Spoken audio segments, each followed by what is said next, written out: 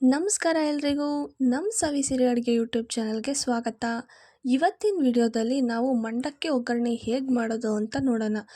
ಇದಂತೂ ಬ್ರೇಕ್ಫಾಸ್ಟಿಗೆ ಒಳ್ಳೆ ಆಪ್ಷನ್ ಅಂತಲೇ ಹೇಳ್ಬೋದು. ಮತ್ತಿನ್ಯಾಕೆ ತಡ, ಬೇಗ ಈ ರೆಸಿಪಿ ಹೇಗೆ ಮಾಡೋದು ಅಂತ ನೋಡೋಣ. ಮೊದಲಿಗೆ ಇಲ್ಲೊಂದು ಬಾಣಲಿ ತಗೊಂಡು ಒಂದು 4ರಿಂದ 5 ಟೇಬಲ್ ಸ್ಪೂನ್ ಅಷ್ಟು ಎಣ್ಣೆ ಹಾಕ್ಕೊಂಡಿದ್ದೀವಿ.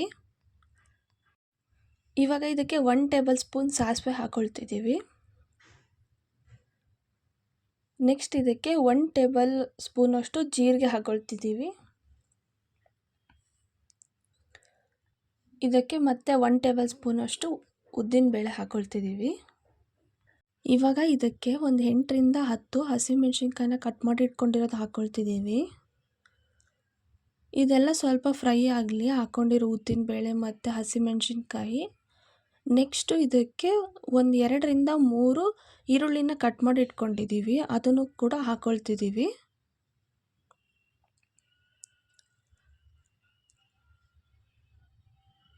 ಇದು ಈರುಳ್ಳಿ ಹಾಕೊಂಡ್ಮೇಲೆ ಸ್ವಲ್ಪ ನೀಟಾಗಿ ಫ್ರೈ ಆಗಲಿ.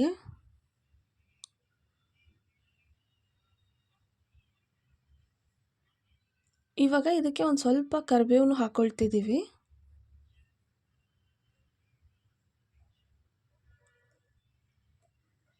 ನೆಕ್ಸ್ಟು ಈರುಳ್ಳಿ ಎಲ್ಲ ಸ್ವಲ್ಪ ಗೋಲ್ಡನ್ ಬ್ರೌನ್ ಬರೋವರೆಗೂ ಫ್ರೈ ಮಾಡ್ಕೊಳ್ಳೋಣ. ಈರುಳ್ಳಿ ಎಲ್ಲ ಇವಾಗ ನೀಟಾಗಿ ಫ್ರೈ ಆಗಿದೆ. ನೆಕ್ಸ್ಟ್ ಇದಕ್ಕೆ ಒಂದು 3ರಿಂದ 4 ಮೀಡಿಯಮ್ ಸೈಜ್ ಟೊಮ್ಯಾಟೊನ ಹಾಕ್ಕೊಳ್ತಿದ್ದೀವಿ. ಟೊಮೆಟೊ ಎಲ್ಲ ನೀಟಾಗಿ ಸಾಫ್ಟ್ ಆಗೋವರೆಗೂ ಬೇಯಲಿ. ಟೊಮೆಟೊ ಸಾಫ್ಟ್ ಆಗಲಿ ಅಂತ ಇದಕ್ಕೆ ಸ್ವಲ್ಪ ಇವಾಗ ಉಪ್ಪು ಹಾಕ್ಕೊತಿದ್ದೀವಿ.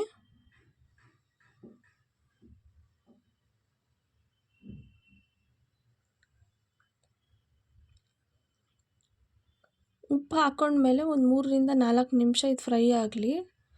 ಅಷ್ಟರಲ್ಲಿ ನಾವಿಲ್ಲಿ ಸ್ವಲ್ಪ ಮಂಡಕ್ಕಿ ತೊಗೊಂಡಿದ್ದೀವಿ. ಇದನ್ನು ನಾವಿಲ್ಲಿ ಕ್ಲೀನ್ ಮಾಡಿ ತಗೊಂಡಿದ್ದೀವಿ. ಇವಾಗ ಇದನ್ನು 1ರಿಂದ 2 ನಿಮಿಷ ನೀರಲ್ಲಿ ನೆನೆಸಿ ಎಕ್ಸ್ಟ್ರಾ ನೀರನ್ನ ಹಿಂಡಿ ತಗೊಂಡಿದ್ದೀವಿ.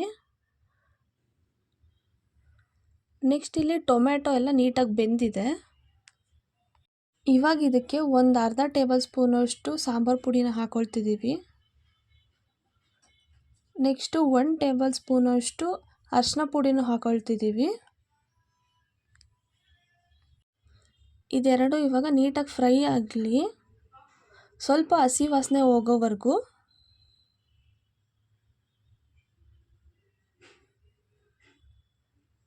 ಇದು 1 ನಿಮಿಷ ಫ್ರೈ ಆದರೆ ಸಾಕು.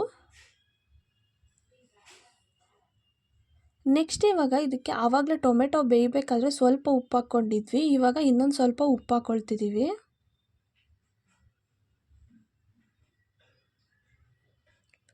ನೆಕ್ಸ್ಟು ಇದಕ್ಕೆ ಹುಣಸೆ ಹಣ್ಣಿನ ರಸ ಹಾಕ್ಕೊಳ್ತಿದ್ದೀವಿ.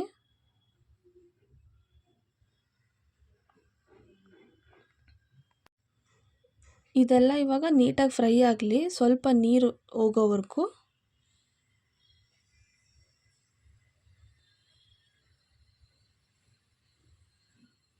ಇವಾಗ ಇದು ಗೊಜ್ಜು ರೆಡಿ ಆಗಿದೆ.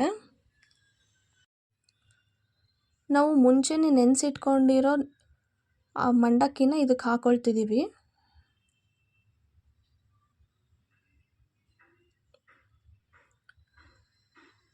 ಮಂಡಕ್ಕಿ ಎಲ್ಲ ಹಾಕ್ಕೊಂಡ್ಮೇಲೆ ಇದನ್ನ ನೀಟಾಗಿ ಕಲಿಸ್ಕೊಳ್ತಿದ್ದೀವಿ.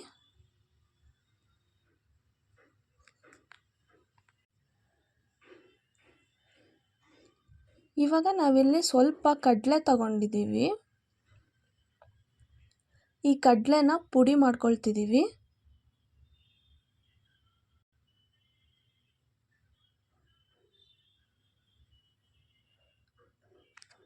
ಮಿಕ್ಸಿ ಮಾಡಿ ತಗೊಂಡಿರೋ ಕಡಲೆ ಪುಡಿನ ಹಾಕ್ಕೊಳ್ತಿದ್ದೀವಿ. ಈ ಕಡಲೆ ಪುಡಿನ ಹಾಕ್ಕೊಂಡ್ಮೇಲೆ ಇದನ್ನ ನೀಟಾಗಿ ಒಂದ್ಸರಿ ಮಿಕ್ಸ್ ಮಾಡ್ಕೊಳ್ಳೋಣ.